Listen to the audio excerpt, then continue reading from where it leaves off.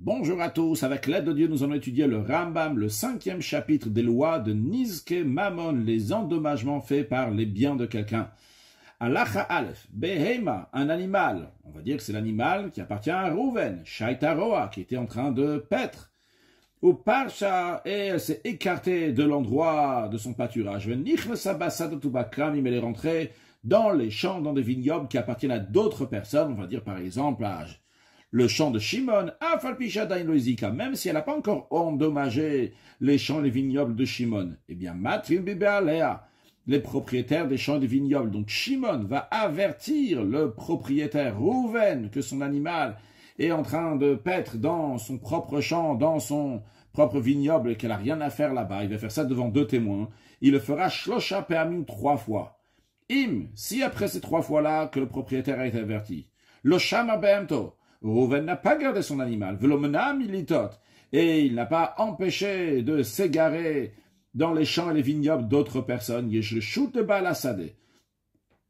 propriétaire du champ, donc Shimon, a le droit, l'ishrot otak shritak sheira, d'abattre rituellement l'animal qui appartient à Rouven, parce qu'il ne veut pas que l'animal de Rouven va venir endommager son champ. Veomer les baalers. Et maintenant, Shimon, il dit au propriétaire de l'animal, que l'animal maintenant est mort, il n'y a que de la viande. Il dit, Bo michubasa shelachem, venez et vendez votre viande. A priori, Rouven, il dit, bon, le jour où il y aura un endommagement, je te rembourserai. Pourquoi Shimon, il a le droit de faire la shrita de l'animal de Rouven. La raison, elle est, chez Assour, les Adam, les Azik ou le Shalom Hachizik. Un homme n'a pas le droit d'endommager. Il dit, t'inquiète pas, je t'endommage, après, de toute façon, je vais te rembourser. Ici aussi, il n'a pas le droit, philo ligromanez, même d'entraîner qu'il va y avoir un endommagement avec l'intention de rembourser plus tard. Assour, c'est interdit. Donc, Rouven ne peut pas dire à Shimon, écoute, si mon animal va faire un endommagement, je rembourserai. Non, il doit faire attention que l'animal ne va pas traîner dans les champs et les vignobles qui ne lui appartiennent pas pour pas faire d'endommagement. Les fichar, c'est la raison pour laquelle les sages ont interdit d'élever des animaux du petit bétail, comme par exemple des moutons et des boucs, ou bien des petits animaux sauvages comme le cerf et le renard, en terre d'Israël, dans les endroits où il y a des champs et des vignobles, parce que ces animaux-là vont endommager les champs et les vignobles. Et là, alors où on va les élever? Harim, dans les forêts, ou Bamid Barot, Eret Israël, et les déserts qui sont en Eret Israël, que là-bas, il n'y a pas de champs et de vignobles qui risquent d'être endommagés. Ou Megadlin, Bessoya, en ce qui concerne la Syrie, c'est un pays, donc des terres que le roi David a fait la conquête, mais qui n'ont pas le statut d'Eret Israël totalement. Alors là-bas, on a oui le droit d'élever ces animaux de petit bétail, ou les bêtes sauvages de petit bétail, Bechol Makom, dans tout endroit de la Syrie. Halacha Gimel. Asara Tznaim, 10 conditions, Hitna Yoshua a stipulé au Bet Din avec son tribunal, Besha Shechil Aketaharetz, au moment où il a partagé la terre d'Israël au peuple juif. Ve'elouen, voici les 10 conditions qu'il a stipulées. La première, Aleph, Itzna, il a stipulé chez Marin Beimadaka Bayagm Shilanen Gassin, que on peut faire paître le menu bétail dans les forêts privées dont les arbres sont épais. Aval El Marim Sham Beimagasa, on n'a pas le droit de faire paître là-bas le gros bétail, comme par exemple un taureau, une vache, vu qu'ils ont des dents qui sont assez fortes, et ils risquent de détruire cette forêt privée. Et une forêt qui a des arbres qui sont fins. El Marimbo, on n'a pas le droit de faire paître là-bas l'ogasa velodaka, ni du gros bétail, ni du petit bétail, et la midad be'alav uniquement avec l'accord des propriétaires. Deuxième condition bête, de même il a stipulé, que tout homme aura le droit de ramasser des bois du champ de son ami, mais à condition que ce soit des bois qui n'ont pas d'importance, qui se rapprochent plutôt d'être des ronces, comme par exemple la burgane, le sonfin, le principe, donc c'est des arbustes, c'est des arbres qui sont épinés,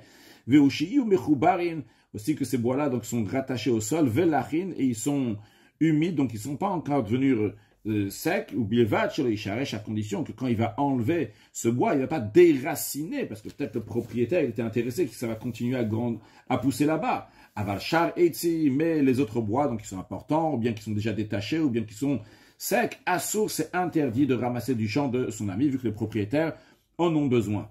Gimel, troisième condition que Yoshua et son tribunal ont stipulé, que tout homme aura le droit de ramasser des herbes sauvages, dans tout endroit, quand on dit tout endroit, même dans le champ, de quelqu'un, chutzmis de Tiltan, à l'exception d'un champ de fenugrec, qu'il n'a pas le droit de prendre là-bas les herbes qui poussent sauvagement, si, chez Zal et Behema, si ça a été planté pour des animaux, c'est-à-dire qu'il a planté du fenugrec pour les animaux, à ce moment-là, s'il y a des herbes sauvages, il est sûrement aussi intéressé que les animaux vont en prendre. Par contre, si ce fenugrec a été planté pour des êtres humains, alors à ce moment-là, il a le droit de prendre ces herbes sauvages, parce que sûrement il n'est pas intéressé de ces herbes. D'après certains, même ça fait du mal au fenugrec, il y a des herbes sauvages qui poussent. Dalet, quatrième condition, Vechanita de même, il a stipulé chez Koladam Kotem de Tia Bechol Makom, qu'un homme a le droit de couper un plant d'arbre en vue de le repiquer dans tout endroit. Donc il est en train de prendre ce plant d'arbre, mais c'est pour le repiquer ailleurs. Il a le droit de faire ça, à l'exception de la souche qui reste de l'olivier, qui s'appelle Grofiot, donc la taille de égrophime de 2 points, donc de 2 tfachim, que ça, il n'a pas le droit de couper, parce que s'il va couper, l'arbre va pas pouvoir repousser. Encore une chose, en ce qui concerne donc cette loi de pouvoir couper à tout endroit un plant d'arbre, avec une kotamina ilanot, et quand il va couper d'un arbre, il y a certaines conditions. El abezaït, si c'est un olivier, il va couper la taille de kabetza, la taille d'un œuf. Ou bakanim ou bakfanim, mais si c'est des roseaux et des vignobles, il pourra couper uniquement minakakulmal à partir du nœud qui ressort du tronc de l'arbre et au-dessus de ce nœud, à partir de cet endroit-là, il pourra couper, mais non pas les branches qui sont au-dessus du premier nœud.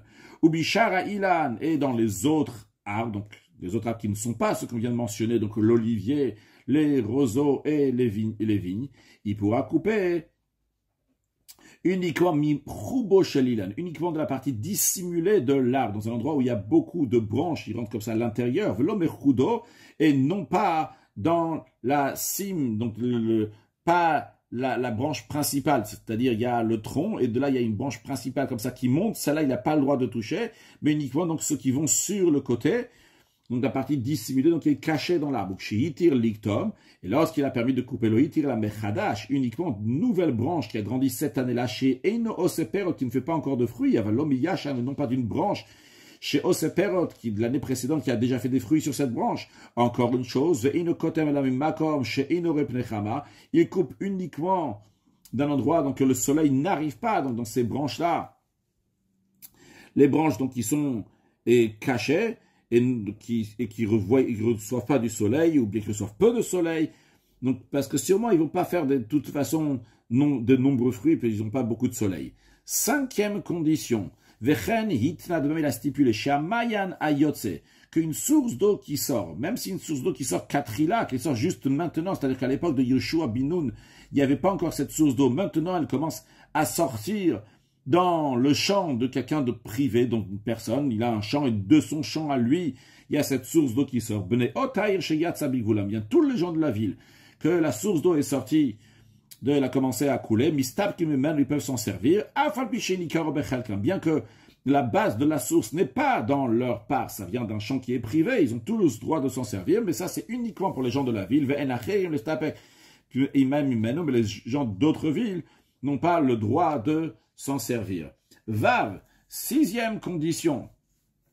Vechanitna de même, il a stipulé chez Koladam Mutar Datsud Dagim Yadveria que tout le monde va pouvoir pêcher des poissons du lac, de la mer, de Tveria, donc du Kinneret, même s'il ne fait pas partie de cette tribu-là, la tribu de Naphtali qui a reçu le Kinneret, Vehu chez Yatsud Bechakabilvad, à condition qu'il va pêcher des poissons uniquement à la ligne. Là, il faut se calam, il ne va pas pouvoir prendre un filet, ou bien de mettre un bateau là-bas pour prendre beaucoup de poissons. Ça, cette permission de mettre un filet ou de mettre un bateau pour pêcher beaucoup de poissons, c'est El Abne Hashavet chez Yaotoyabechel, comme uniquement la tribu qui vont pouvoir, qu'ils ont reçu cette partie-là, donc de Kinneret, de terre dans lequel il y a le Kinneret, donc en l'occurrence, c'est la tribu de Naphtali.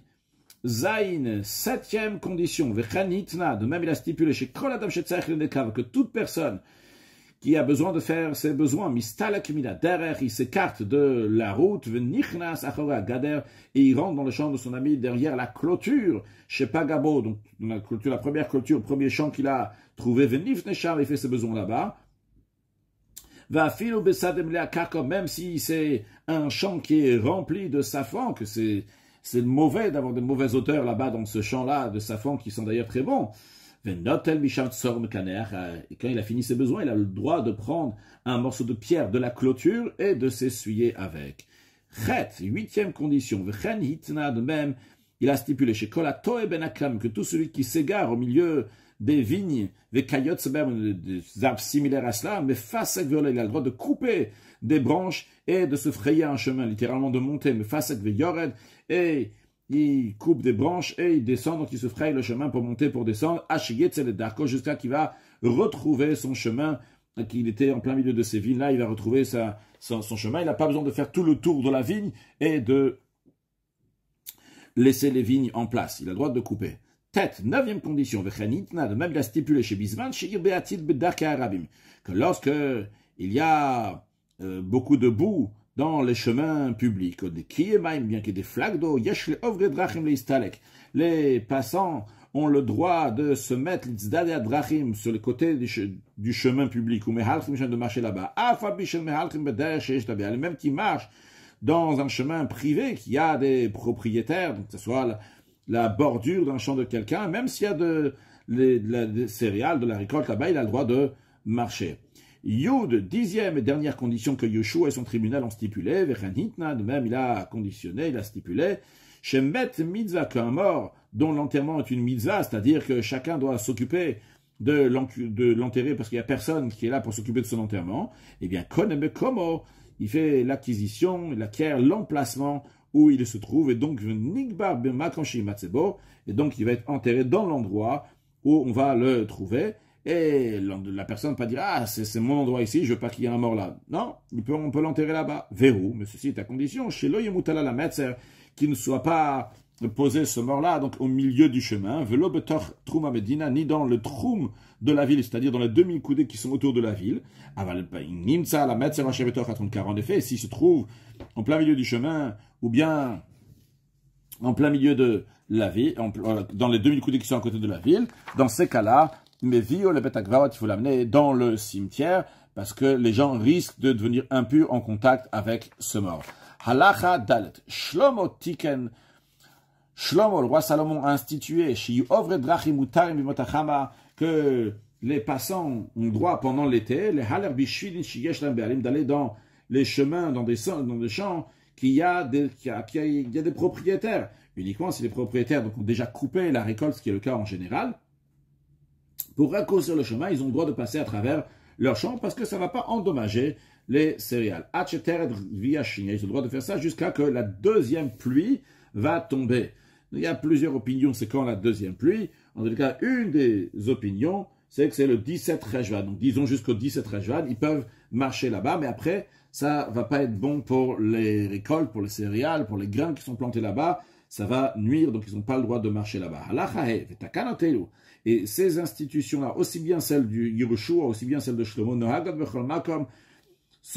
mettent en pratique dans tout endroit, même en dehors d'Eretz Israël. Halacha vav. En ce qui concerne Bavel, il n'y a pas besoin de pluie, mais juste s'il y a de la rosée dans le champ, eh bien, on n'a pas le droit d'aller dans les chemins des champs qui ont un propriétaire, bien qu'on a dit dans la Chadalet que Shlomo Amelach, il a dit jusqu'à Yudzaïn, Chajwan, ils peuvent aller là-bas. Ça, c'est uniquement en Eretz Israël, mais là-bas, à Bavel, qui a la boue, ça devient très boueux très vite, et donc le fait que quelqu'un va marcher là-bas, ça va abîmer la terre, le champ, ce qui est planté là-bas, même s'il y a seulement la rosée. Halacha Zayn. Bien qu'on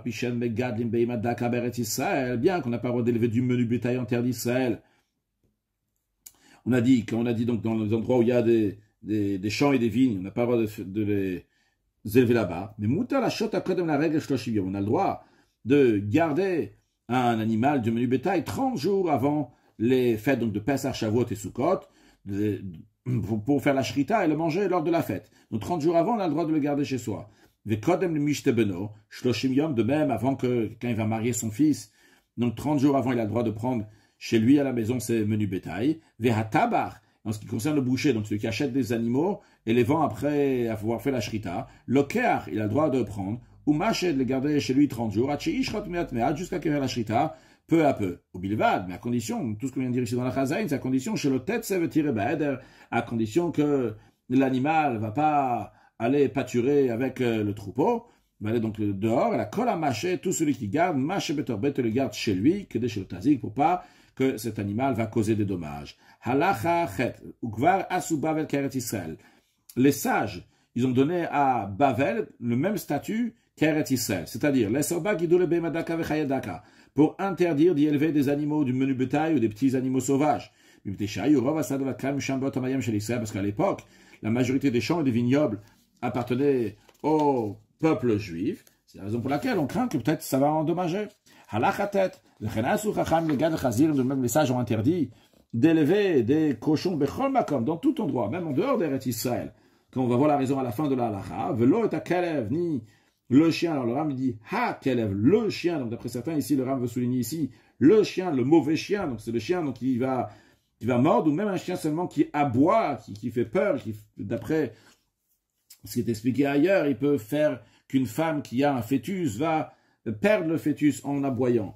Donc ce kelev là, le ha kelev, on n'a pas le droit de faire d'élever. Elle a imkene kasho beshachet, uniquement si ce chien était attaché avec une chaîne. En revanche, dans une ville qui est à côté de la frontière, où les goyim risquent de faire du mal au peuple juif, ça a besoin d'être gardé. Là-bas, il peut élever un chien bayom kosho. Le jour, il attache le chien au balai la matiro. La nuit, qui est le moment essentiel dans lequel il y a un danger des non-juifs qui risquent de venir, il laisse le chien errer. Les sages ont dit, Arou megadel klavim chazirim maudit, celui qui élève des chiens et des cochons. Pourquoi? Quel est le problème des chiens et des cochons? De les élever, parce que les dommages que cause le cochon et le chien sont importants et fréquents. Halacha Yud, un berger qui s'est repenti, a décidé de ne plus élever des animaux de petit bétail. On ne l'oblige pas à tout vendre tout de suite. Et la mocher al yad al yad, il vend petit à petit. Rien de même.